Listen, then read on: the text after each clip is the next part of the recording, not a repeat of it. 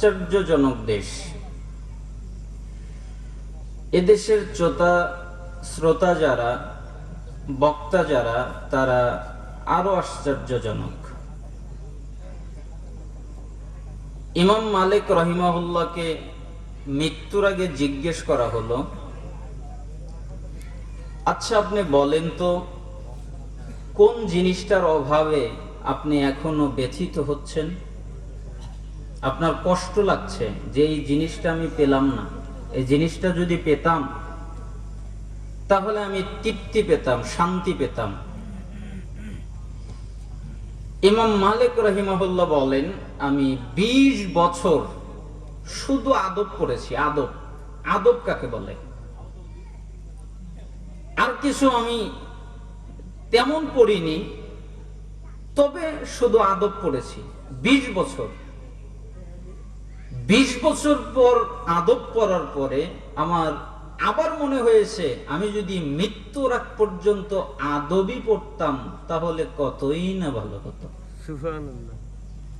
কেন? ইমাম মালিক রাহিমাহুল্লাহ আদব বুঝতেন, সৌন্দর্য বুঝতেন, কিন্তু আমরা কোরআন এবং সুন্নাহর অতন্দ্র প্রহরী হিসেবে দাবি করি, কিন্তু মাহফিলে রাসূলের সুন্নাতের আদবই পাওয়া যায় না। না বক্তা আদব রক্ষা করে, না শ্রোতারা আদব রক্ষা করে। এটা তো একটা দ্বীনি মজলিস, তাই না? অনেক মর্যাদাপূর্ণ জায়গা না? কেমন মর্যাদাপূর্ণ? রাসূল সাল্লাল্লাহু আলাইহি ওয়াসাল্লাম বলেন, মিশকাতুল মাসাবিহের 212 নম্বর হাদিস, 204 নম্বর হাদিস, এক অংশে তিনি বলেন, মান সালাকা তরিকান ইয়ালতামিসু ফিহি ইলমান সালাকাল্লাহু লাহু বিহি তরিকান মিন তুরুকিল জান্নাহ। যে ব্যক্তি জ্ঞান অর্জন করার জন্য, ইলম অর্জন করার জন্য, কোরআন এবং সুন্নাহ জানার জন্য, ভালো করে বুঝবেন, হাদিস তো অনেক শোনেন কিন্তু বুঝেন না। এজন্য সালাফরা আক্ষেপ করতেন আর ডাক দিতেন, ইয়া আসহাবাল হাদিস, হে আহলে হাদিস, আদ্দু যাকাতাল হাদিস, হাদিসের যাকাত আগে আদায় করো। হাদিস অনেক জানেন, অনেক পড়েছেন, কিন্তু হাদিসটা যে কি বোঝাচ্ছে এই আমলটা করা হয় না। এজন্য রাসূল সাল্লাল্লাহু আলাইহি সাল্লাম বললেন, কেউ যদি জ্ঞান অর্জন করার জন্য, ইলম অর্জন করার জন্য, কোরআন এবং সুন্নাহ জানার জন্য কোন জায়গায় যায়, আল্লাহ তাআলা এর বিনিময়ে তার জান্নাতের পথকে সহজ, সরল, সঠিক করে দেয়। সুবহানাল্লাহ। অর্থাৎ কেউ যদি চায় আল্লাহ তাআলা আমার জান্নাতের পথকে সহজ করে দিক, আল্লাহ তাআলা আমার জান্নাতের পথকে সরল করে দিক, আল্লাহ তাআলা আমার জান্নাতের পথকে সঠিক করে দিক, এটা যদি কেউ চায়, তাহলে এমন জায়গায় তারা যেন বসে যেখানে কোরআন এবং সুন্নাহর জ্ঞান অর্জন করা যায়। কত মর্যাদাপূর্ণ জায়গা এটা। রাসূল সাল্লাল্লাহু আলাইহি ওয়াসাল্লাম বলেন, মিশকাতের 220 নম্বর হাদিস,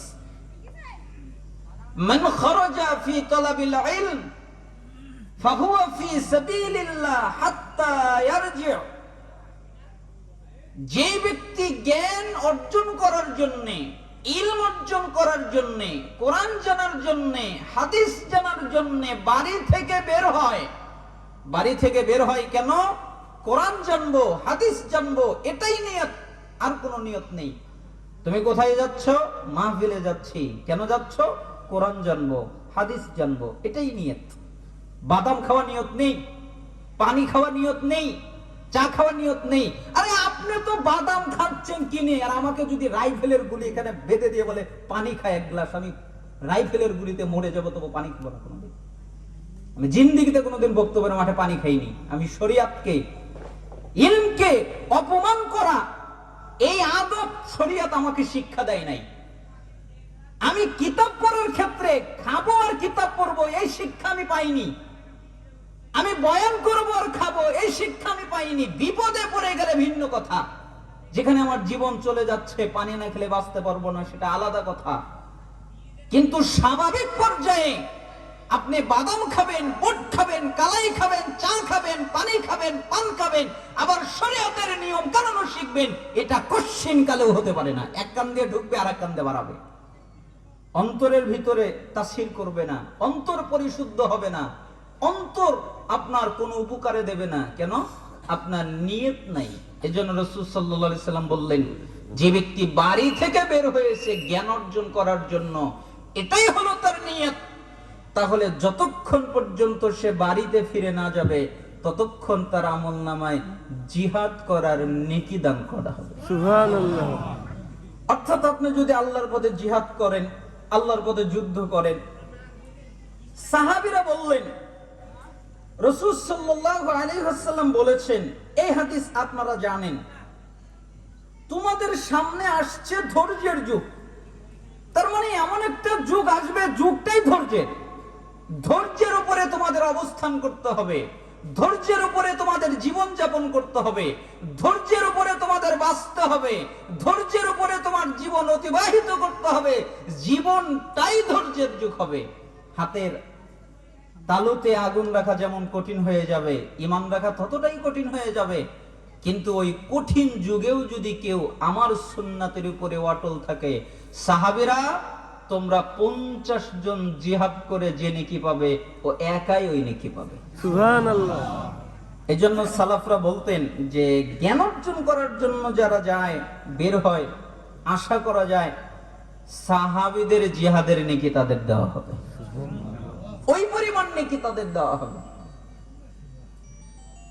তাবারানী মুজামুল কাবির 639 নম্বর হাদিস, রাসূল সাল্লাল্লাহু আলাইহি সাল্লাম বলেন, কেউ যদি কোনো দ্বীনি মজলিসে যায় যেখানে কোরআন এবং সুন্নাহর আলোচনা করা হয়, এমন জায়গায় গিয়ে তারা যদি 3টা কাজ করে, এক, ওইখানে বসে, তার মানে দ্বীনি মজলিসের একটা আদব হলো বসা।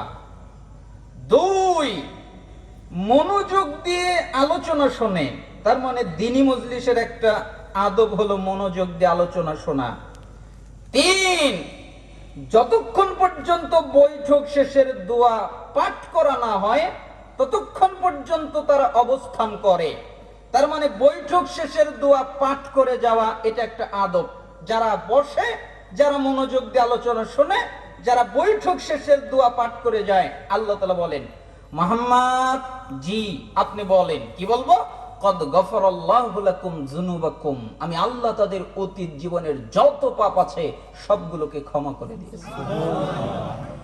আমি কারো পরোয়া করি না, তার পাপ হতে হতে আসমান এবং জমিন ভরে গেছে, এই পরোয়া আমি করি না।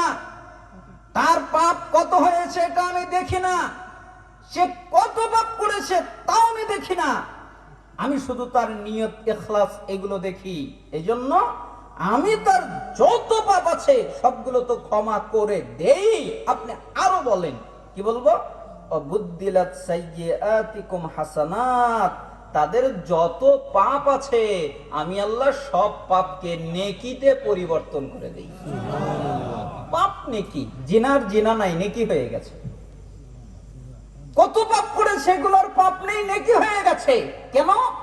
তার নিয়তটা যদি থাকে আল্লাহকে সন্তুষ্ট করা, আল্লাহকে খুশি করা, আল্লাহর জন্য জ্ঞান অর্জন করা, আল্লাহর জন্য ইলম অর্জন করা, এই নিয়ত নিয়ে যদি দ্বীনি বৈঠকে বসে মনোযোগ দিয়ে আলোচনা শুনে শেষ পর্যন্ত থাকে, আল্লাহ তার পাপও ক্ষমা করেন এবং যত পাপ আছে সবগুলোকে আল্লাহ নেকিতে পরিণত করে দেন। আপনারা কি আমার কথায় কষ্ট পাচ্ছেন? আমি কিন্তু দেরি কোনো কথা বলি না, দেরি কোনো কথা বলা আমি পছন্দ করি না। কোরআন এবং সুন্নায় যা এসেছে শুধু তাই। আপনাদের কষ্ট হবে? সংক্ষিপ্ত সময় আপনাদের সামনে আলোচনা করব। আল্লাহ সুবহানাহু ওয়া তাআলা যেন আমাদেরকে কোরআন এবং সুন্নাহ মেনে আমল করার তৌফিক দান করেন। বিতর্কিত কোনো বিষয় বলে আপনাদেরকে কষ্ট দিতে চাচ্ছি না, আমার এই উদ্দেশ্য নাই। ইসলাহের জন্যে, পরিবর্তনের জন্যে নিজে নিজেকে জাহান্নামের আগুন থেকে বাঁচানোর জন্য, নিজে শক্তিশালী হওয়ার জন্য, জান্নাতি হওয়ার জন্য কয়েকটি আমল আমরা জানার চেষ্টা করব। কোরআন সুন্নাহর আলোকে আল্লাহ তাআলা আমাদেরকে কবুল করুন। আমিন। আন মুআয রাদিয়াল্লাহু আনহু قال, মুআয রাদিয়াল্লাহু আনহু তিনি বলেন, আওসানি রাসূলুল্লাহ সাল্লাল্লাহু আলাইহি ওয়াসাল্লাম বিআশরি কালিমাত, আল্লাহর নবী সাল্লাল্লাহু আলাইহি ওয়াসাল্লাম আমাকে 10টা কথা বললেন। তিনি আমাকে 10টা বিষয়ে আমল করার কথা বললেন। তিনি আমাকে 10টা বিষয় পালন করার কথা বললেন।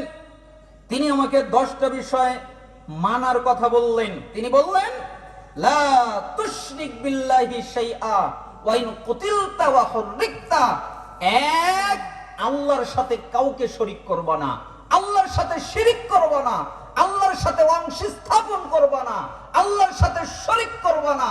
তোমাকে যদি হত্যা করা হয় তবুও না, তোমাকে যদি আগুনে জ্বালিয়ে দেওয়া হয় তবুও না, তুমি নিহত হয়ে যাবে তবুও তোমার জন্য ভালো, তুমি আগুনে জ্বলে পুড়ে ছারখার হয়ে যাবে তবুও তোমার জন্য ভালো, তবু তুমি আল্লাহর সাথে শিরিক করবা না। আল্লাহর সাথে শিরিক করা যাবে না। পৃথিবীতে যত পাপ আছে তার একটা ডেঞ্জারাস পাপ শিরিকের পাপ। কেন? আমি পবিত্র কোরআনুল কারীম গবেষণা করেছি অনেকবার পরিপূর্ণভাবে, কিন্তু ওটা তো ইলমের সাগর, শেষ করা যায় না। আমি শিরিকের ক্ষেত্রে আল্লাহ তাআলা যেইভাবে ভয়ঙ্কর ভাবে আয়াত নাজিল করেছেন, যেই ভাষায়, যেই বাক্যে আদেশ করেছেন, নিষেধ করেছেন, আর কোন পাপের ক্ষেত্রে এত জোরালো ভাবে নিষেধ করেননি। শিরিক হচ্ছে তার মধ্যে একটা মারাত্মক পাপ। কেন? আল্লাহ তাআলা বলেন সূরা আনাম 82 নম্বর আয়াত, আল্লাযীনা আমানু ওয়া লাম ইয়ালবিসু ঈমানাহুম বিযুলমিন উলাইকা লাহুমুল আমনু ওয়া হুম মুহতাদুন। নিশ্চয়ই যারা ঈমান এনেছে, ঈমান এনেছে মানে আল্লাহ যে বিষয়গুলোর প্রতি ঈমান আনতে বলেছে তারা সেই বিষয়ের উপর ঈমান এনেছে। আল্লাহ তার রাসূলের মাধ্যমে যে বিষয়গুলোর প্রতি ঈমান আনতে বলেছে তারা সেই সমস্ত বিষয় ঈমান এনেছে।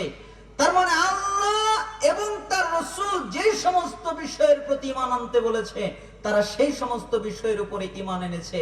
নিশ্চয়ই যারা ঈমান এনেছে এবং তাদের ঈমানকে জুলুমের সাথে মিশায় নাই। জুলুম কি? শিরক। ইন্নাশ শিরকা লা যুলমুন আযীম। নিশ্চয়ই শিরিক সবচেয়ে বড় জুলুম। নিশ্চয়ই শিরিক সবচেয়ে বড় জুলুম। নিশ্চয়ই যারা ঈমান এনেছে এবং তাদের ঈমানকে জুলুমের সাথে মিশায় নাই তাদের জন্য নিরাপত্তা এবং তারা হলো হিদায়াত প্রাপ্ত। সুবহানাল্লাহ। বলেন তো কি পথ? তারা কি প্রাপ্ত? হিদায়াত প্রাপ্ত। আপনি যদি নিজেকে দেখাতে চান যে আমি হিদায়াতের মধ্যে আছি কিনা, এটা যদি বুঝতে চান তাহলে আপনি দেখেন আপনার জীবনের মধ্যে শিরিক আছে কিনা। আপনি যদি খুঁজে দেখেন যে আমার জিন্দেগির মধ্যে শিরিক নাই, তাহলে আপনি ধরে নেবেন আপনি হিদায়াতের উপরে আছেন। আর যদি আপনার জীবনের মধ্যে শিরিক পাওয়া যায় তাহলে মনে করবেন আপনি ধ্বংসকারীদের অন্তর্ভুক্ত, আপনি ধ্বংসের মধ্যে আছেন। কেন? আপনার মধ্যে শিরিক আছে। শিরক মানুষকে ধ্বংস করে দেয়। শুধু তাই নয়, পুরো জাতি, পুরো কওম, পুরো সম্প্রদায়, পুরো গোষ্ঠীকে ধ্বংস করে দেয়। সেটা হলো শিরিক। এই জন্য আল্লাহ তাআলা বললেন যারা ঈমান এনেছে এবং তাদের ঈমানকে জুলুমের সাথে, শিরিকের সাথে মিশায় নাই, ওদের জন্য নিরাপত্তা, আর ওরা হলো হিদায়াত প্রাপ্ত। নিরাপত্তা মানে দুনিয়ায় যত প্রকারের নিরাপত্তা লাগে আমি আল্লাহ তাকে দিব, মরার পরে কবরের জিন্দেগি থেকে যত নিরাপত্তা লাগে আমি আল্লাহ সমস্ত নিরাপত্তা তাকে দান করব। আল্লাহ তাআলা সূরা নিসার 48 নম্বর আয়াতে বলেন, ইন্নাল্লাহা লা ইয়াগফিরু আন ইউশরাকা বিহি ওয়া ইয়াগফিরু মা দুনা যালিকা লিমান ইয়াশা ওয়া মা ইউশরিক বিল্লাহ ফাকাদ ইফতারা ইসমান আযীমা। আল্লাহ তাআলা বললেন নিশ্চয়ই যে ব্যক্তি আল্লাহর সাথে শিরিক করে, আল্লাহ তাআলা এই শিরিকের পাপ ক্ষমা করেন না। নিশ্চয়ই যে ব্যক্তি আল্লাহর সাথে শিরিক করে আল্লাহ তাআলা এই শিরিকের পাপ ক্ষমা করেন না। এছাড়া যত পাপ আছে, সুদের পাপ আছে, জিনার পাপ আছে, ঘুষের পাপ আছে, মিথ্যার পাপ আছে, অপবাদের পাপ আছে, আরো যত পাপ আছে, আল্লাহ যাকে চায় তাকে ক্ষমা করে দেয়, আল্লাহ যাকে চায় তাকে মাফ করে দেয়। কিন্তু শিরিককারীকে আল্লাহ ক্ষমা করেন না, শিরিককারীকে আল্লাহ মাফ করেন না। নিশ্চয়ই যে ব্যক্তি আল্লাহর সাথে শিরিক করে সে মহাপাপ তৈরি করলো, মহাপাপ আবিষ্কার করলো, মহাপাপ রচনা করলো। সূরা নিসা 48 নম্বর আয়াত এটা। আবার একই কথা আল্লাহ তাআলা বললেন সূরা নিসার 116 নম্বর আয়াত, ইন্নাল্লাহা লা ইয়াগফিরু ইউশরাকা বিহি ওয়া ইয়াগফিরু মা দুনা যালিকা লিমান ইয়াশা ওয়া মা ইউশরিক বিল্লাহ ফাকাদ দাল্লা দালালাম বাঈদা। নিশ্চয়ই যে ব্যক্তি আল্লাহর সাথে শিরিক করে আল্লাহ তাআলা শিরিকের পাপ ক্ষমা করেন না।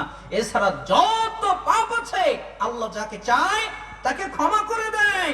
নিশ্চয়ই যে ব্যক্তি আল্লাহর সাথে শিরিক করলো সে পথভ্রষ্ট হয়ে গেল, সে গোমরা হয়ে গেল, সে সঠিক পথ হারিয়ে ফেললো, সঠিক পথের দিশা থেকে সরে গেল। তাহলে শিরিক ভালো না খারাপ? খারাপ। আপনারা কি মনে করেন ভালো না খারাপ? ছোট খারাপ না বড় খারাপ? বড় খারাপ, অনেক বড় খারাপ। আপনি দেখেন আল্লাহ তাআলা নবীদের ক্ষেত্রে কিভাবে আয়াত সেট করেছেন। আনাম, এখন তো মোবাইলের ভিতরেই কোরআন পড়া যায়, তাই না? সূরা আনাম খোলেন, 88 নম্বর আয়াত দেখেন। এই আয়াতের আগ পর্যন্ত দেখবেন আল্লাহ তাআলা গুনে গুনে 18 জন নবীর নাম উল্লেখ করেছেন। একদম 18 জন নবী। 18 জন নবীর নাম উল্লেখ করার পরে আল্লাহ তাআলা বলছেন, ওয়ালাউ আশরাকু লাহাবিতা আনহুম মা কানু ইয়ামালুন।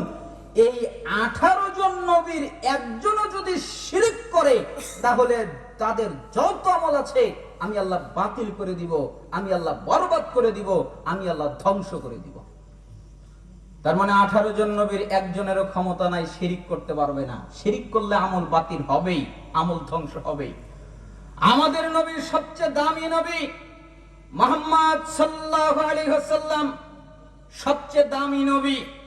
আল্লাহ তাআলার ভাষাটা কি অন্যান্য নবীদের ক্ষেত্রে তাও একটু সহজ করে বললেন, কিন্তু আমাদের নবীর ক্ষেত্রে কত কঠিন করে বললেন।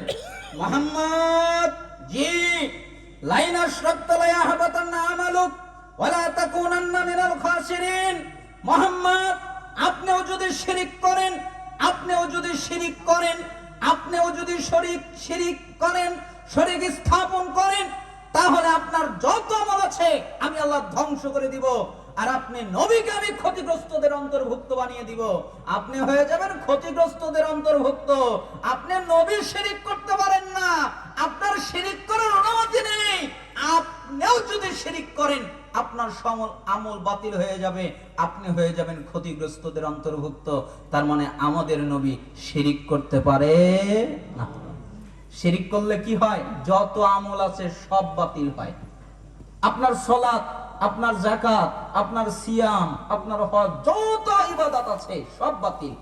কয় যে লোকটা কত ভালো মানুষ, কেন অনেক টাকা দান করে, নামাজও পড়ে, কিন্তু আবার মাজারেও যায়, মাজারে গিয়েও টাকা দেয়, মাহফিলে গিয়েও টাকা দেয়, মন্দিরে গিয়েও টাকা দেয়, সব জায়গায় টাকা দেয়, দান করে, অথচ সে শিরিক করছে, তার কোনো ইবাদত কবুল হচ্ছে না।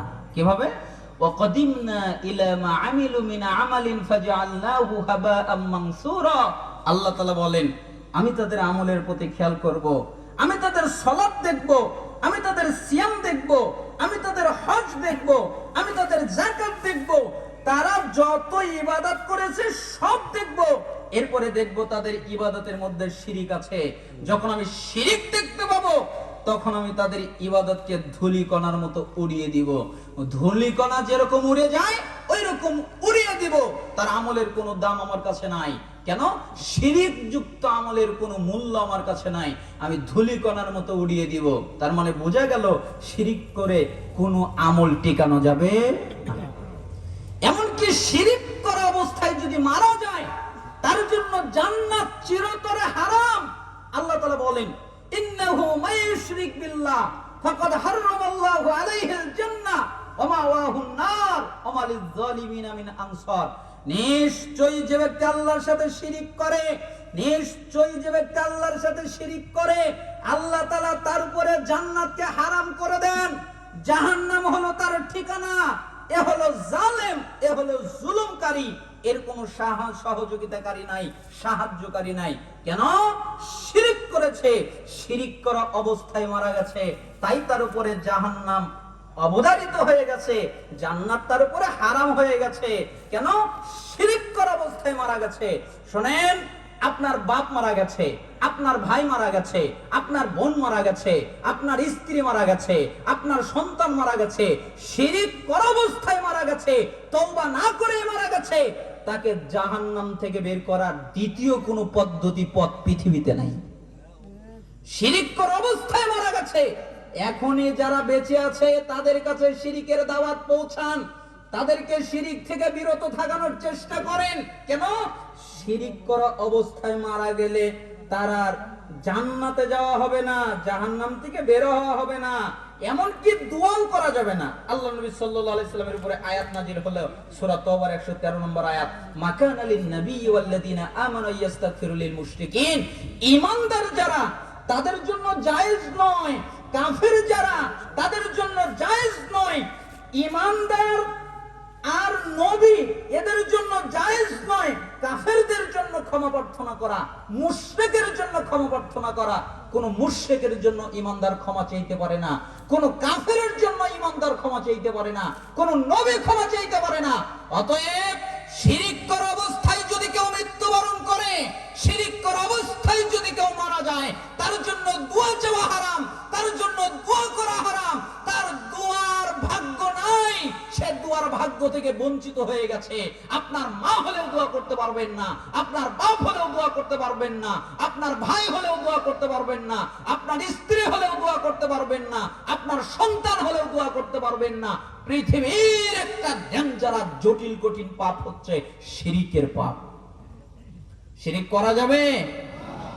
তাহলে যায় মাজারে গিয়ে সন্তান চায়। আমি মাঝে মধ্যে বলি, এরা মাজারে গিয়ে সন্তান লাগে, একটা দুইটা সন্তান নাকি তাদের হয় না। আরে সন্তান দেওয়ার মালিক তো আল্লাহ। আল্লাহ তাআলা যাকে চান তাকে পুত্র সন্তান দান করেন, আল্লাহ তাআলা যাকে চান তাকে কন্যা সন্তান দান করেন, আল্লাহ তাআলা যাকে চান তাকে পুত্র সন্তানও দেন, কন্যা সন্তানও দেন। মাজারওয়ালা আবার কি করতে পারে? আরে একটা কুকুর 4টা 5টা করে বাচ্চা দেয়, ওর মাজার লাগে না, ও মাজারে যায় না। আর মানুষ একটা দেয় তাই ওর মাজার লাগে। কুকুরে রাখি দাও ঠিক আছে, কুকুর মাজারে যায় না, মাজারে কিছু চায় না, ধর্ম ধরে না, 4-5টা করে বাচ্চা দেয়। আর মানুষ একটা করে দেয়, মাজারে যায়, তাবিজ ঝুলাচ্ছে, তাবিজ লটকাচ্ছে। আর হুজুরেরাও বলতেছে যে আমরা কোরআন পড়ে দিচ্ছি, আমরা কোরআন লিখে দেখছি। আপনি দেখেন ওই গলার তাবিজটা খুলেন, খোলার পরে দেখবেন কোরআনের অংশই নাই। কি আছে? 756, 313, 916, 818 এই সংখ্যাগুলো আছে। এটা কি কোরআন? অথচ কোরআন লিখে দেওয়াও নিষিদ্ধ। তাবিজের জন্য কোরআন আসে নাই, কোরআন নিজের জীবনকে পরিবর্তন করার জন্য এসেছে। এই জন্য তাবিজ, তাগা, মাদুলি, সুতা, আরো যত শিরিক আছে, আল্লাহ তাআলা আমাদের শিরিক থেকে হেফাজত করুন। কষ্ট পাচ্ছেন আপনারা? ওয়ালা তাউক্কান্না ওয়ালিদাইক ওয়া ইন আমারাকা আন তাখরুজা মিন আহলিকা মালিক। 2, পিতামাতার নাফরমানি করবা না। তোমার বাপ মা যদি তোমাকে তোমার পরিবার পরিজন ছেড়ে দিতে বলে, তুমি তোমার পরিবার পরিজন ছেড়ে দিবে, তবু বাপ মার নাফরমানি করবা না। হাদিস বুঝবেন। তোমার বাপ মা যদি তোমাকে তোমার টাকা পয়সা সব ছেড়ে দিতে বলে, এটা জুলুম, এরপরেও তুমি তোমার টাকা পয়সা ছেড়ে দিবে, তবুও পিতামাতার নাফরমানি করবো না। এখন তো বাংলাদেশ মহামারীর আকার ধারণ করেছে, সন্তানেরা বাবা মার কথাই শোনে না, তাই না? দোষ কি খালি সন্তানের? দোষ তো আপনারও। কেন? আপনি আপনার সন্তানকে দ্বীনি শিক্ষায় শিক্ষিত করেননি, কোরআন সুন্নাহর শিক্ষায় শিক্ষিত করেননি।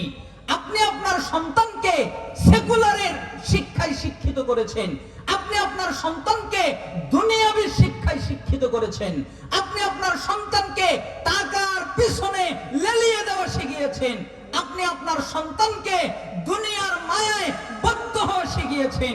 আল্লাহর ভালোবাসা, আল্লাহর ভয়, আল্লাহর মহব্বত আপনার ছেলের অন্তরের ভিতরে আপনি প্রবেশ করান নাই, ওই ছেলেই তো আপনাকে বৃদ্ধাশ্রমে পাঠাবে। হুজুর বৃদ্ধাশ্রমে পাঠাবে? 10,000 টাকা বেতনের চাকরি করে, কই এরকম নজির তো দেখলাম না যে একটা ইমাম সাহেবের মা বৃদ্ধাশ্রমে আছে, একটা খতিব সাহেবের বাবা বৃদ্ধাশ্রমে আছে, এরকম নজির নাই। কেন? ইমাম সাহেব যদি 10,000 টাকা বেতনের চাকরি করে খায়, 20,000 টাকা বেতনের চাকরি করে খায়, তারপরে সন্তুষ্ট থাকে, বাপ মা নিয়ে খুশি থাকে।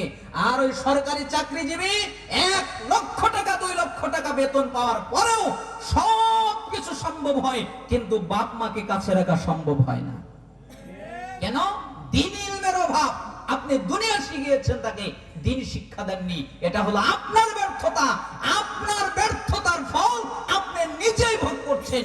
আপনার সন্তান এখানে পরিপূর্ণ দায়ী নয়, এখানে পরিপূর্ণ দায়ী হলেন আপনি। সন্তান হলে তাকে আকিকা দিতে হয়, সন্তান হলে তার সুন্দর নাম রাখতে হয়, সন্তান হলে তাকে আদব কায়দা শিক্ষা দিতে হয়, সন্তান হলে তাকে ইসলাম শিক্ষা দিতে হয়, সন্তান হলে তাকে দ্বীন শিক্ষা দিতে হয়। আপনার সন্তানের বয়স হয়ে গেছে 14 বছর, আপনার সন্তানের বয়স হয়ে গেছে 20 বছর, আপনার সন্তানের বয়স হয়ে গেছে 8 বছর, এখন আপনার সন্তান সালাত আদায় করে না, এখনো নামাজ পড়ে না। আপনাকে বললে আপনি বলেন বড় হয়ে গেছে, বললে উল্টা যদি আমাকে বলে, আরে যেদিন 7 বছর ছিল তখন সালাত আদায়ের কথা বলতে বলা হয়েছিল, যেদিন 10 বছর ছিল সেদিন পেটিয়া সালাত আদায় করাতে হতো।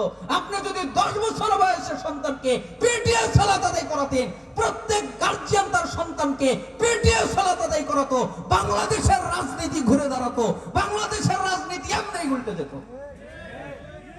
কেন নাই? কারণ আপনি আপনার সন্তানকে নিয়ে ধাবিত নয়, আপনি নিজের চিন্তা করেন না, আপনি করেন আরেকজনের চিন্তা। ও কোন দিন আসবে, ও কোন দিন করবে, ও কোন দিন নিবে, ওই দিন আমরা সুবিধা ভোগ করব, নিজের চিন্তা নাই।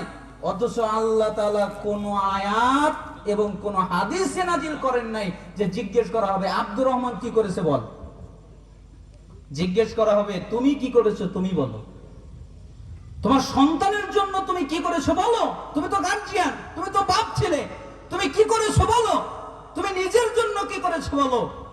এই জন্য আপনাকে অনুরোধ করছি, সন্তানকে আদর্শ মানুষ হিসেবে গড়ে তোলার চেষ্টা করেন।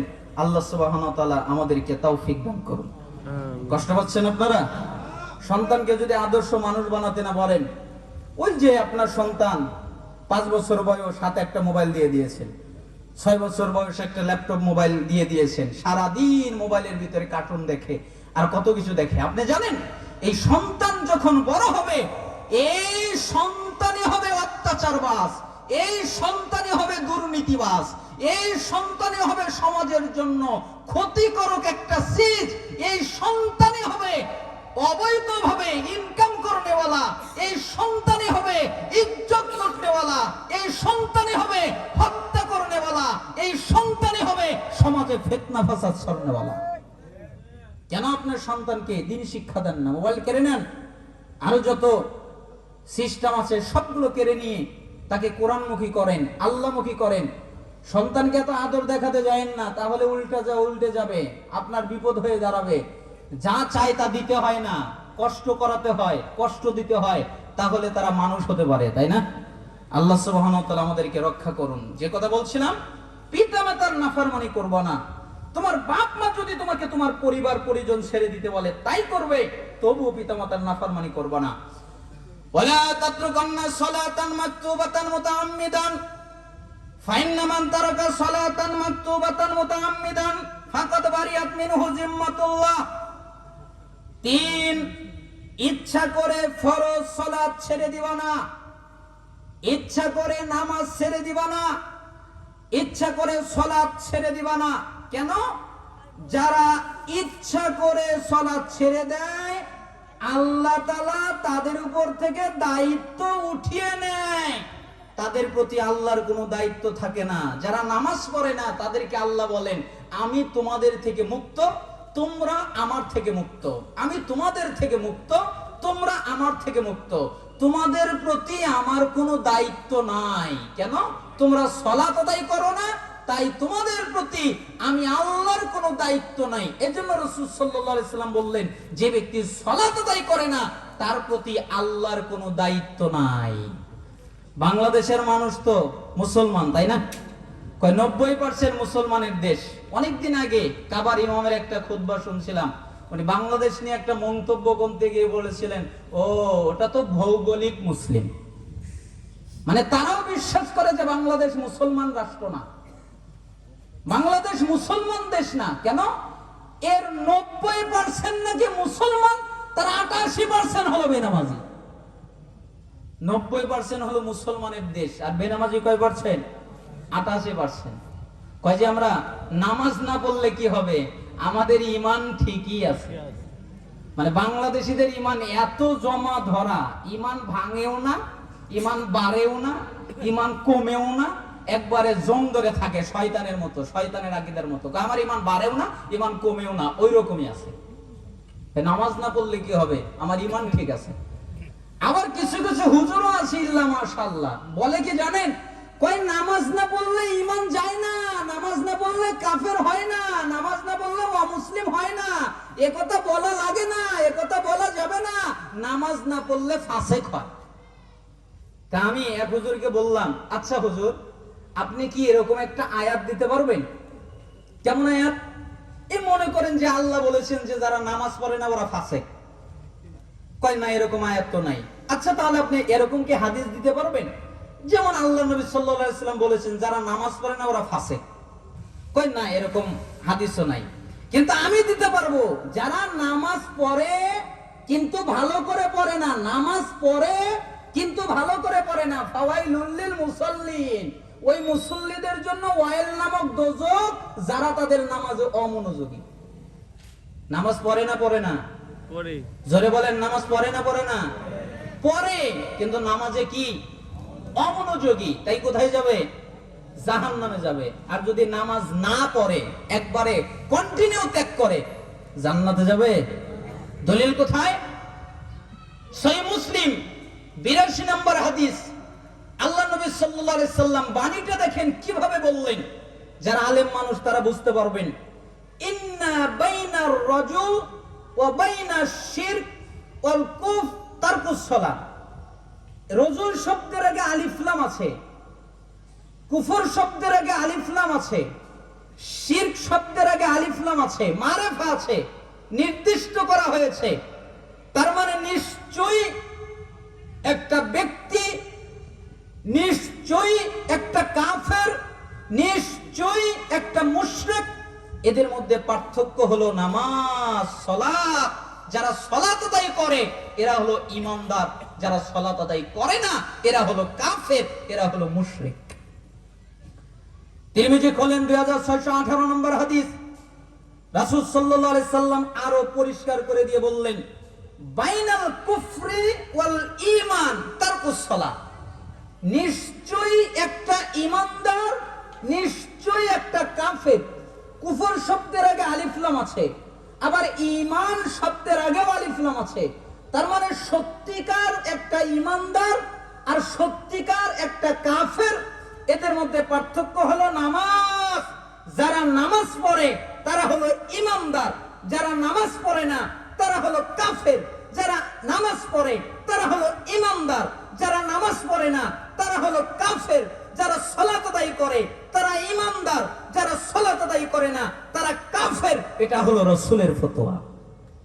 আপনার ফতোয়া আমার দেখার দরকার নাই, আপনার কোন হুজুর কি বলেছে এটা আমার বোঝার দরকার নাই, আপনার কোন সালাফ কি বলেছে এটা আমার দেখার দরকার নেই। আমি দেখব আল্লাহর নবী কি বলেছেন। আল্লাহর নবী সাল্লাল্লাহু আলাইহি ওয়াসাল্লাম বলেছেন, আল আহদুল্লাযী বাইনানা ওয়া বাইনাহুমুস সালাহ ফামান তারাকাহা ফাকাদ কাফার। আমাদের মধ্যে তাদের মধ্যে পার্থক্য, আমরা যারা ঈমানদার তারা সালাত আদায় করি, তারা যারা কাফের তারা সালাত আদায় করে না। আমরা যারা ঈমানদার তারা সালাত আদায় করি, তারা যারা কাফের তারা সালাত আদায় করে না। তাদের মধ্যে আমাদের মধ্যে পার্থক্য হলো সালাত। আমরা ঈমানদার সালাত আদায় করি, তারা কাফের সালাত আদায় করে না। এটাই হলো পার্থক্য। তিরমিজি 2621 নম্বর হাদিস। আপনি যদি সাহাবীদের ইজমা দেখেন, তাহলে সাহাবীদের ফতোয়া পাবেন। আব্দুল্লাহ বিন মাসউদ রাদিয়াল্লাহু আনহু তিনি বলেন, মান তারাকাস সালাহ ফালা দীন লাহু, যারা সালাত আদায় করে না তাদের দ্বীন নাই। তিনি আরেক বর্ণনায় বলেন, মাল্লাম ইউসাল্লি ফালা দীন লাহু, যারা সালাত তরক করে তাদের দ্বীন নেই। আবু দারদা রাদিয়াল্লাহু আনহু তিনি বলেন, লা ঈমান লিমান লা সালাত লাহু, ওই ব্যক্তির ঈমান নেই যেই ব্যক্তি সালাত আদায় করে না, ওই ব্যক্তি ঈমান থেকে মুক্ত। আলী রাদিয়াল্লাহু আনহু বলেন, মান লাম ইউসাল্লি ফাহুয়া কাফিরুন, যারা সালাত আদায় করে না এরা হলো কাফের। এমনকি তাবি আব্দুল্লাহ বিন শাকিক তিনি ইজমা বর্ণনা করে বলেন, কানা আসহাবু মুহাম্মদ সাল্লাল্লাহু আলাইহি ওয়াসাল্লাম লা ইয়ারাউনা শাইআম মিনাল আমাল তারকুহু কুফরুন গায়রাস সালাহ, সাহাবীরা আমলের মধ্যে কোন আমল ছেড়ে দেওয়াকে কুফরি মনে করতেন না, একমাত্র সালাত ছাড়া কেউ যদি সালাত ছেড়ে দিত তাহলে সাহাবীরা তাদেরকে কাফের মনে করত, কুফর মনে করত, কুফরি মনে করত। কোন ক্রমেই কোন সাহাবায়ে কেরাম সালাত তরক করত না। আপনারা এই কাহিনীটা তো জানেন, ওমর ইবনুল খাত্তাব রাদিয়াল্লাহু আনহুকে হত্যা করা হয়েছিল, জানেন না? কোথায় হত্যা করা হয়েছিল? সালাতের মধ্যে। কিসের মধ্যে? সালাতের মধ্যে। ঘটনাটা একটু বলেই দেই। ঘাতক চিন্তা করলেন যে আমি তো ওমরের সাথে পারবো না, কেন সে অনেক শক্তিশালী, তার সাথে যুদ্ধ করতে হলে, তার সাথে মারামারি করতে হলে আমাকে কৌশল অবলম্বন করতে হবে। যদি তাকে মেরে ফেলতে চায় তাহলে কি করতে হবে? তখন সে শয়তানের পরামর্শে কৌশল করলো যে ফজরের সালাতে হত্যা করলে অনেক সুবিধা। কি সুবিধা? এক নাম্বার হলো কেউ দেখবে না, কারণ অন্ধকার। ফজরের সালাত তারা কি সময় আদায় করে? আর আমরা তো সূর্য ওঠার একটু আগে কয়েকটা ধকর মারি, তাই না? মানে যখন বেলা প্রায় ফর্সা হয়ে যায় তখন আমরা পড়ি। আর ওমর ইবনুল খাত্তাব রাদিয়াল্লাহু আনহু সাহাবায়ে কেরাম অন্ধকার থাকতে সালাত আদায় করতেন, যে অন্ধকারে যেহেতু সালাত আদায় করে দেখা যাবে না, কেউ দেখবে না। আর ওমর ইবনুল খাত্তাব রাদিয়াল্লাহু আনহু এমন মানুষ, এত বড় কেরাত পড়ে, অনেক লম্বা কেরাত পড়ে, এজন্য তাকে হত্যা করা সহজ হবে, বুঝতে পারবে না। এরপরে সে আরেকটা ফাঁদ পাতলো যে আমি যদি এই ছুরি দিয়ে তাকে আঘাত করি, সে যদি মারা না যায়, এই জন্য সে ছুরির ভিতরে বিষ লাগালো, যে নির্ঘাত সে এই কারণে মারা যাবে। ছুরিও আছে, বিষও আছে। এবার নিয়ে সে সালাতে অপেক্ষা করতে রইলো। এক রাকাত হয়ে গেছে, আর এক রাকাতের জন্য ওমর ইবনুল খাত্তাব রাদিয়াল্লাহু আনহু দাঁড়িয়েছেন। তখন তার পেটের ভিতরে ওই ছুরি দিয়ে বারবার আঘাত করেছেন, তিনি জমিনে পড়ে গেছেন। পিছন থেকে একজন সাহাবী এসে বাকি সালাত আদায় করাচ্ছেন পরিস্থিতি বুঝতে পেরে। এরপরে সে যেতে গিয়ে আরো অনেক সাহাবীকে আহত করে চলে গেল। যখন ওমর ইবনুল খাত্তাব রাদিয়াল্লাহু আনহুকে নিয়ে যাওয়া হলো, অনেকক্ষণ পরে তার জ্ঞান ফিরে পেল। আমরা যেরকম অসুস্থ হয়ে যাই, অপারেশন আমাদের হয় না, অনেক অপারেশন হওয়ার পরে তো জ্ঞান থাকে না। জ্ঞান ফিরে পাওয়ার পরে জিজ্ঞেস করি, আমার মা কই, আমার ভাই কই, আমার বোন কই? কেন? যার কাছে যে প্রিয় তার কথা সে জিজ্ঞেস করে। ওমর ইবনুল খাত্তাব রাদিয়াল্লাহু আনহু জ্ঞান ফিরে পাওয়ার পরে প্রথম বাক্যটা বলছেন, সাহাবীরা, জি, লোকেরা কি সালাত আদায় করেছে? লোকেরা কি নামাজ আদায় করেছে? সাহাবীরা বলছেন, জি, সালাত আদায় হয়ে গেছে। তখন ওমর রাদিয়াল্লাহু আনহু নিজেকে বলছেন, হায় ওমর, হায় হায় হায় আফসোস, হায় ওমর, কি হবে তোমার? লা হাজ্জা ফিল ইসলাম লিমান তারাকাস সালাহ, ওই ব্যক্তির ইসলামে কোনো জায়গা নাই যে ব্যক্তি সালাত আদায় করে না। ওই ব্যক্তির ইসলামে কোনো জায়গা নাই যে ব্যক্তি সালাত আদায় করে না। ওমর, কি হবে তোমার? কি হবে তোমার? আচ্ছা বলেন তো, ইচ্ছা করে সালাত ছেড়েছে? অনিচ্ছাকৃত ভাবে। তাই তিনি চিন্তা করছেন ঈমান আছে না গেছে। আর আপনি দৈনিক 5 ওয়াক্তে কতগুলো সেজদা দেন না, আর বলেন নামাজ না পড়লে কি হবে, আমার ঈমান ঠিকই আছে। আপনি ঈমান জানেন? খোলেন মিশকাতের 17 নম্বর হাদিস। আল্লাহ তাআলা বলছেন, আতাদরুনা মাল ঈমান বিল্লাহি ওয়াহদা, তোমরা কি জানো আল্লাহর উপরে ঈমান কি? এটা কি তোমরা জানো? সাহাবায়ে কেরাম বললেন, আল্লাহু ওয়া রাসূলুহু আ'লাম, আল্লাহই ভালো জানেন, রাসূলই ভালো জানেন। তখন বললেন, শাহাদাতি আল্লা ইলাহা ইল্লাল্লাহ ওয়া আন্না মুহাম্মাদার রাসূলুল্লাহ ওয়া ইকামিস সালাহ তার মানে শাহাদাত দেওয়া আল্লাহ ছাড়া সত্যিকার কোনো ইলাহ নাই, মুহাম্মদ সাল্লাল্লাহু আলাইহি সাল্লাম আল্লাহর রাসূল, সালাত কায়েম করা, এটা হলো ঈমান। তোমরা কি জানো ঈমান কাকে বলে? তোমরা কি জানো আল্লাহর উপরে ঈমান কাকে বলে? আল্লাহর উপরে ঈমান হলো সালাত আদায় করা। যার সালাত আছে তার আল্লাহর প্রতি ঈমান আছে, যার সালাত নাই তার আল্লাহর প্রতি কোনো ঈমান নাই। আপনার কোনো ইবাদত, আপনার কোনো কর্ম, আপনার কোনো কাজ আপনি দেখবেন না যদি না আপনার সালাত থাকে। কেন? আউয়ালু মা ইউহাসাবু বিহিল আবদু ইয়াউমাল কিয়ামাতিস সালাহ, ফাইন সালাহা সালাহা সাইরু আমালিহি ওয়া ইন ফাসাদাত ফাসাদা সাইরু আমালিহি। কিয়ামতের দিন সর্বপ্রথম হিসাব হবে সালাতের। যার সালাত টিকে যাবে, ও যত ইবাদত করেছে সব টিকবে, সব দেখতে পারবে। যার সালাত বাতিল হয়ে যাবে, বরবাদ হয়ে যাবে, ও যত ইবাদত করেছে সব বাতিল হয়ে যাবে, সব বরবাদ হয়ে যাবে। সালাত আছে, সব আছে, সালাত নাই কিচ্ছু নাই। নামাজ আছে, সব আছে, নামাজ নাই কিচ্ছু নাই। এবার আপনারা বলেন, নামাজ পড়তে হবে না না পড়লেও হবে? মাঝে মধ্যে বললে হবে না 5 ওয়াক্ত বললে হবে? পড়তে হবে। সবাই রাজি আছেন? কে কে রাজি? 2 হাত উঁচু করে দেখান। লিল্লাহি তাকবীর, আরো জোরে লিল্লাহি তাকবীর। আল্লাহকে বলেন, হে আল্লাহ, আমাদের 5 ওয়াক্ত সালাতে হিসেবে কবুল করেন, আমাদেরকে মুসল্লি হিসেবে কবুল করেন, আমাদেরকে জামাতের সাথে সালাত আদায় করার তৌফিক আপনি আমাদেরকে দান করেন। আল্লাহ তাআলা আপনাদেরকে কবুল করুন। কষ্ট পেলেন? আল্লাহ তাআলা যেন আমাদের প্রত্যেককে এই রকম ভাবে একসাথে আল্লাহ তাআলার জান্নাতে যাওয়ার তৌফিক দান করেন। আল্লাহ তাআলা যেন আমাদেরকে 5 ওয়াক্ত সালাত আদায় করে আল্লাহর হুকুম, যেই নিষেধগুলো করেছেন তা থেকে বেঁচে থেকে তার নির্দেশগুলো বাস্তবায়ন করার তৌফিক আল্লাহ তাআলা যেন আমাদেরকে দান করেন। ওয়ালা তাশরাবান্না খামরান ফান্নাহু রাসা কুল্লি ফাহিশা। 4, নেশাদার দ্রব্য পান করো না। বিড়ি, সিগারেট, গুল, জর্দা, তামাক এগুলো পান করো না। হেরোইন, ইয়াবা, ফেন্সিডিল এগুলো পান করো না। কেন? এগুলো হচ্ছে সমস্ত অশ্লীলতার মূল। যত অশ্লীলতা আছে সমস্ত অশ্লীলতার মূল হলো নেশাদার দ্রব্য। একটা মানুষ প্রথমে খারাপ হয় না, একটা মানুষ প্রথমে সন্ত্রাসী হয় না, একটা মানুষ প্রথমে রেপিস্ট হয় না, একটা মানুষ প্রথমে ধর্ষণকারী হয় না। আগে নেশাদার দ্রব্য পান করে করে তার বিবেক হারিয়ে যায়, তার জ্ঞান হারিয়ে যায়, তার বিবেক বলতে কিছু থাকে না, তার জ্ঞান বলতে কিছু থাকে না। তখন সে সমাজের জন্য ক্ষতিকারক হয়ে যায়। আগে বিড়ি খায়, এরপরে তার ভিতরে মশলা ভরে, তারপরে গাঁজা খায়, ইয়াবা খায়, হেরোইন খায়, ফেন্সিডিল খায়, আরো কত অত্যাধুনিক জিনিস আছে। এগুলো খেয়ে নেশাদার দ্রব্য পান করে বিবেক জ্ঞান বুদ্ধি হারিয়ে ফেলে। তখন সে মেয়েদেরকে ধরে ধর্ষণ করে, তখন সে মানুষকে অন্যায়ভাবে হত্যা করে। কেন? তার জ্ঞান নাই, তার বিবেক নাই, তার বুদ্ধি নাই। এই জন্য আল্লাহর নবী সাল্লাল্লাহু আলাইহি সাল্লাম বলেছেন, নেশাদার দ্রব্য পান করবা না। কেন? নেশাদার দ্রব্য পান করলে বিবেকও থাকে না, বুদ্ধিও থাকে না, জ্ঞানও থাকে না।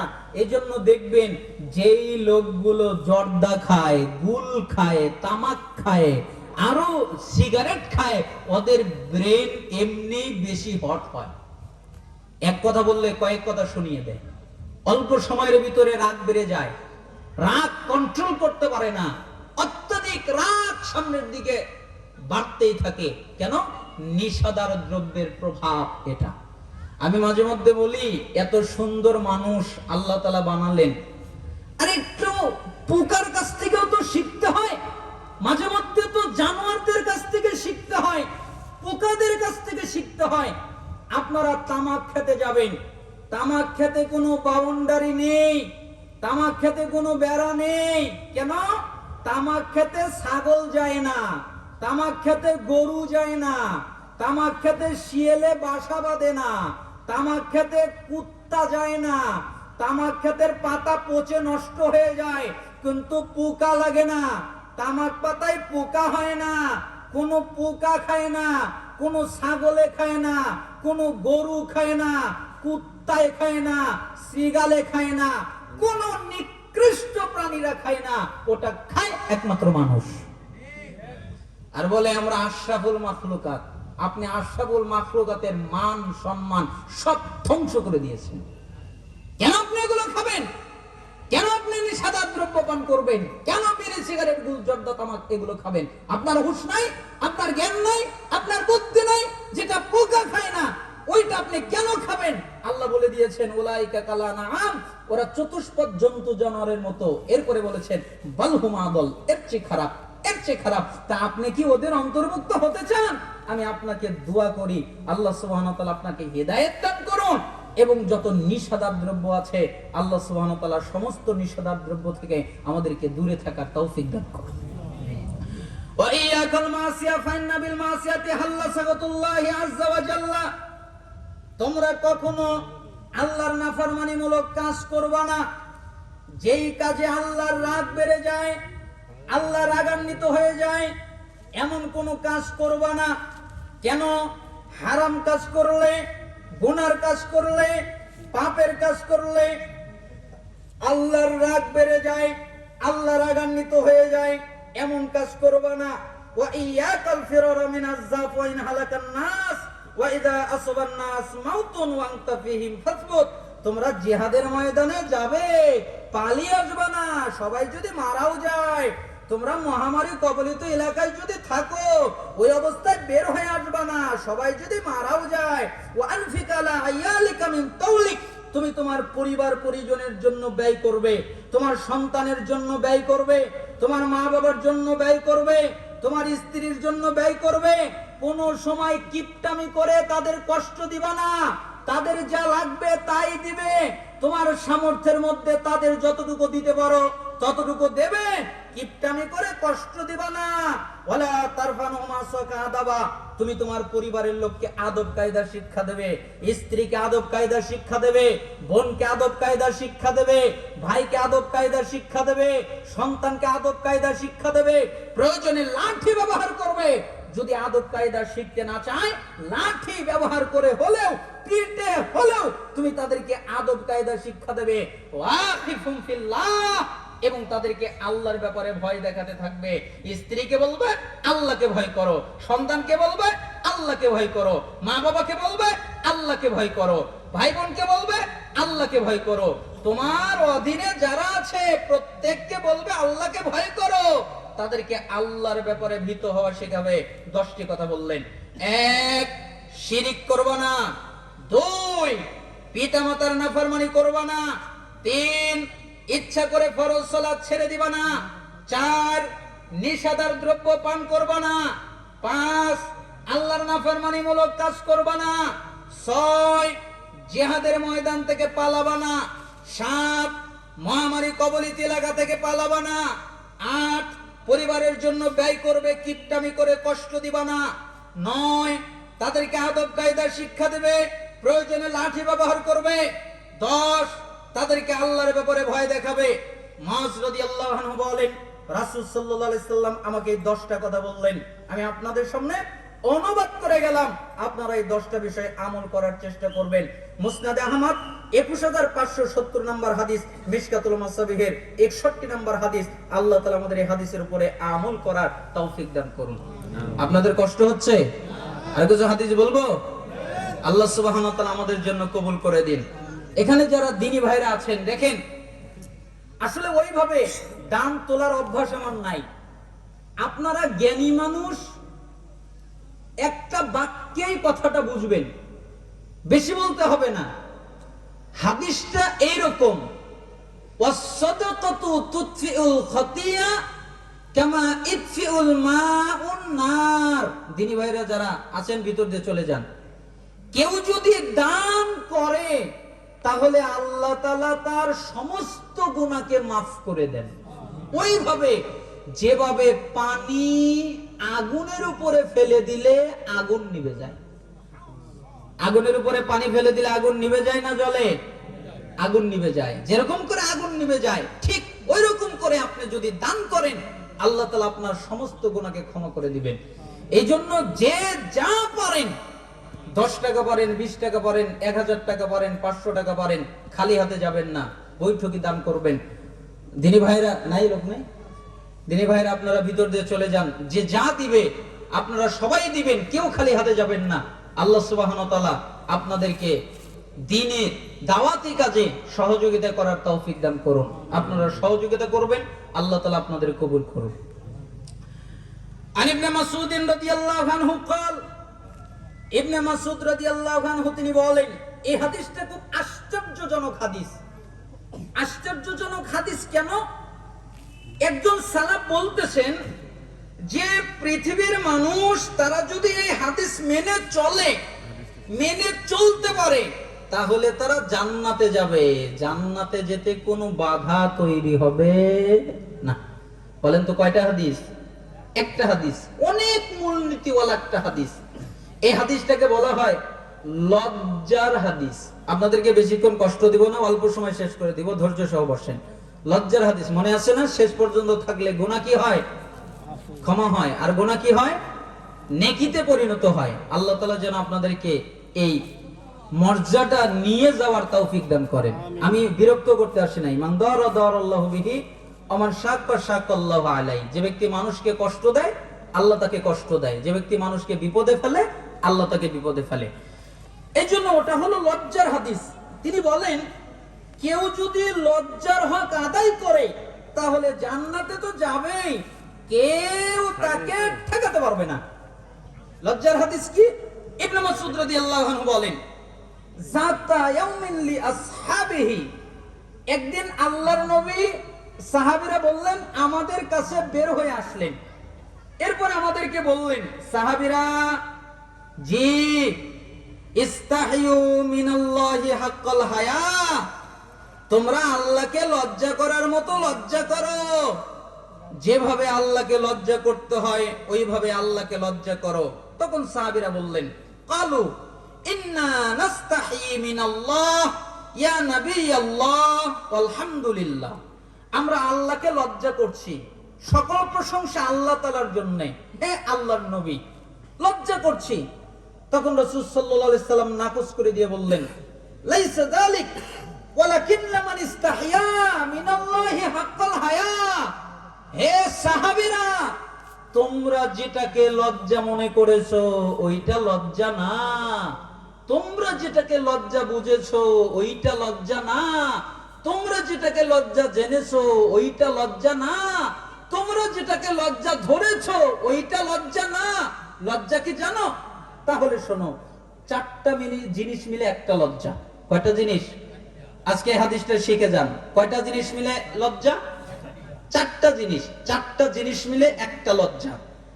ফালিয়াহফাজির রাসা মা ওয়া, এক, মাথা এবং মাথার সাথে যা আছে সম্পূর্ণটাকে হিফাজত করার নাম লজ্জা।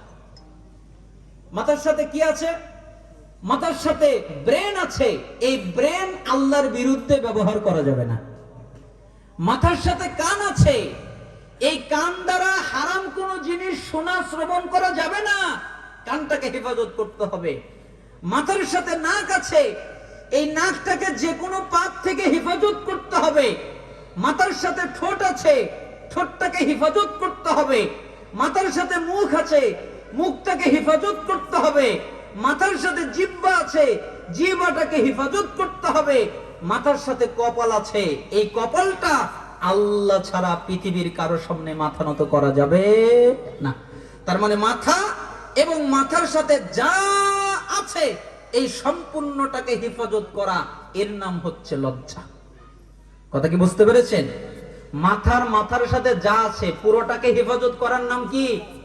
লজ্জা। শুধু মাথা না, মাথার সাথে সব? মাথার সাথে যা আছে সব। ওয়ালিয়াহফাদিল বাতনা মা হাওয়া, দুই, পেট এবং পেটের সাথে যা আছে তা হেফাজত করা, এর নাম হচ্ছে লজ্জা। পেটের সাথে যা আছে মানে পেটের সাথে দুইটা হাত আছে, তাহলে এই দুই হাত দ্বারা কারো উপরে জুলুম অত্যাচার করতে পারবে না, হেফাজত করবে, এর নাম লজ্জা। পেটের সাথে লাগানো দুইটা পা আছে, এই দুই পা দিয়ে হারাম কাজের দিকে অগ্রসর হতে পারবে না, রক্ষা করবে, এটার নাম লজ্জা। পেটের সাথে লাগানো স্টমাক আছে, সেখানে হারাম খাদ্য প্রবেশ করতে দেবে না, এটার নাম হচ্ছে লজ্জা। পেটের সাথে লাগানো কলব আছে, এই কলবটাকে খারাপ হতে দিবে না, নোংরা হতে দিবে না, ময়লা যুক্ত হতে দিবে না। এটার নাম হচ্ছে লজ্জা। পেটের সাথে লাগানো লজ্জাস্থান আছে, এই লজ্জাস্থান হারাম পথে ব্যবহার করতে দিবে না, এটার নাম হলো লজ্জা। পেট এবং পেটের সাথে যা আছে এই সম্পূর্ণটা হেফাজত করা, এর নাম হচ্ছে লজ্জা। খালি পেট না, পেটের সাথে আরো কিছু আছে? সবকিছু। তাহলে দুইটা পেলেন। ওয়ালিয়াজকুরিল মাউত ওয়াল বিলা, তিন মৃত্যুর কথা স্মরণ করা। আমি একদিন মরে যাব, মরার পরে হাড়গুলো পচে গলে যাবে, এই কথা স্মরণ করা। হায় হায় হায় হায়, আমি মরে যাব, মরার পরে আমার হাড়গোড় মাটির সাথে মিশে যাবে, গলে যাবে। কিসের আপনার ক্ষমতা, কিসের আপনার দাপট, কিসের আপনার এত কর্তৃত্ব বরত্ব? শোনেন, আজকে যদি আপনার মৃত্যু হয়, আজকে যদি আপনার মৃত্যু হয়, আপনি যেই দামি ঘরে থাকেন, ওই দামি ঘর থেকে আপনাকে টেনে বের করবে, ওই দামি ঘর থেকে বারান্দায় টেনে বের করে আনবে, বাহিরে টেনে বের করে আনবে। আপনি যেই দামি জামা পরে আছেন, ওই দামি জামা আপনার শরীর থেকে খুলে ফেলে দিবে। ওই দামি ঘড়ি, ওই দামি আসবাবপত্র আপনার শরীর থেকে খুলে ফেলে দেবে। আপনাকে পানি দিয়ে গোসল করানোর জন্য চতুর্কোণা কাপড় দিয়ে ঘেরাও করে দেবে। আপনার গায়ে পানি ঢেলে দেওয়া হবে। আপনি একবারের জন্য বলতে পারবেন না, আহ, পানিটা গরম হয়ে গেছে, আর একটু ঠান্ডা হলে ভালো হতো। আপনাকে চতুর্গুণায় সবাই ঢেকে নেবে। আপনি বলবেন, আমার নাকে কানে তুলা দিয়েছে কে রে, আমি তো শ্বাস নিতে পারছি না, আমার চতুর্দিকে দাঁড়িয়েছে কে রে, আমি তো নিঃশ্বাস নিতে পারছি না, তোরা সরে যা। আপনি মানুষের জানাজার সালাত আদায় করতেন, পরিস্থিতি উল্টে গেছে। আজকে সমস্ত মানুষ আপনার জানাজার সালাত আদায় করার জন্য এসেছে, পরিস্থিতি পাল্টে গেছে। আপনি একবারের জন্য বলতে পারছেন না, শেষবারের মতো দুনিয়ার আকাশ দেখে নেই, আর তো কোনোদিন দুনিয়ার আকাশ দেখতে পারবো না, আজকের মতো দুনিয়ার আকাশটা দেখে নেই। এরকম ক্ষমতা থাকবে না। মানুষকে যা অক্ষম করে দেয়, মানুষকে যা ক্ষমতা চ্যুত করে দেয়, ক্ষমতাহীন করে দেয়, সেটা হলো মৃত্যু। এই জন্য রাসূল সাল্লাল্লাহু আলাইহি ওয়াসাল্লাম বললেন, মৃত্যুর কথা স্মরণ করো। শুধু মৃত্যুর কথা নয়, মরার পরে তোমার হাড় পচে যাবে, হাড় গলে যাবে, দেহ মাটির সাথে মিশে গলে চুরমার হয়ে যাবে, এই কথা স্মরণ করো। এইটার নাম লজ্জা। আপনি মরণের কথা চিন্তা করেন না, মরার পরে হাড়গোড় পচে গলে যাবে, এই কথা চিন্তা করেন না, তার মানে আপনার ভিতরে লজ্জা নাই। ওমান আরাদাল আখিরাত তারাকা জিনাতাদ দুনিয়া, যে ব্যক্তি দুনিয়ার চাকচিক্য ছেড়ে দেয়, দুনিয়ার আনন্দ ছেড়ে দেয়, দুনিয়ার জৌলুস ছেড়ে দেয়, দুনিয়ার মজা ছেড়ে দেয়, যে ব্যক্তি দুনিয়া নিয়ে ব্যস্ত থাকে না, দুনিয়ার আনন্দ, দুনিয়ার উল্লাস, দুনিয়ার মজা, দুনিয়ার ভোগ বিলাস, এগুলো সব ছেড়ে দেয়, ফামান ফালা যালিক ফাকাদ ইস্তাহিয়া মিনাল্লাহি হাক্কাল হায়া, যেই ব্যক্তি এই সমস্ত কাজ করতে পারলো, ওই ব্যক্তি লজ্জার হক আদায় করলো। যে ব্যক্তি এই সমস্ত কাজ করতে পারলো, ওই ব্যক্তি লজ্জার হক আদায় করলো। কি? এক, মাথার সাথে যা আছে সম্পূর্ণটা হেফাজত করা, এর নাম লজ্জা। দুই, পেটের সাথে যা আছে সম্পূর্ণটাকে হেফাজত করা, এর নাম লজ্জা। তিন, মৃত্যুর কথা স্মরণ করা, মরার পরে হাড়গোড় পচে গলে মাটির সাথে মিশে যাবে, এ কথা স্মরণ করা, এর নাম লজ্জা। চার, দুনিয়ার চাকচিক্য, জৌলুস, আনন্দ, উল্লাস, এগুলো ছেড়ে দেওয়া, এর নাম লজ্জা। যারা এই চারটা কাজ করতে পারবে, তারাই লজ্জার হক আদায় করবে। আর সালাফরা বলেছেন, যারা লজ্জার হক আদায় করবে তারা জান্নাতে যাবে, জান্নাতে যাওয়ার পথে তাদের কোনো বাধা হবে না।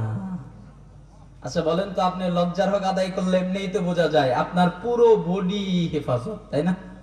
আপনার হেফাজতের জন্য যা লাগবে, এক লজ্জা দিয়ে আপনার পুরো বডি হেফাজত করতে পারবেন।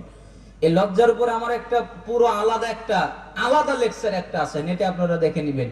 আল্লাহ সুবহানাহু ওয়া তাআলা আমাদেরকে লজ্জার উপরে আমল করার তৌফিক দান করুন। এই হাদিসটা মুসনাদে আহমদ 3671 নম্বরে এসেছে, তিরমিজি 2458 নম্বরে এসেছে, মিশকাতের 1608 নম্বর হাদিসে এসেছে। আর আপনাদেরকে অনুরোধ করি, পাপ করবেন না। পাপ দেখে ভয় পাবেন। পৃথিবীর সবচেয়ে একটা ডেঞ্জারাস জিনিস হচ্ছে পাপ। আপনাকে ধ্বংস করে দিবে, আপনাকে শেষ করে দিবে, আপনাকে নিঃশেষ করে দিবে। পাপের ধারে কাছেও যাবেন না। ছোট ছোট পাপকেও আপনি অনেক বড় বড় মনে করবেন। রাসূল সাল্লাল্লাহু আলাইহি সাল্লাম বলেছেন, যারা মুমিন তারা ছোট ছোট পাপকে পাহাড়ের মতো মনে করে, যে পাহাড়টা কখন যেন তাদের উপরে ধসে পড়ে। কিন্তু যারা ফাজের কাফের, তারা বিশাল বিশাল পাপকেও মনে করে যে নাকের উপর একটা মাছি পড়ে রয়েছে, মাছিকে সরিয়ে দিলে আর কি হবে। এই জন্য পাপকে অনেক বড় মনে করবেন, সব সময় পাপকে বড় মনে করবেন।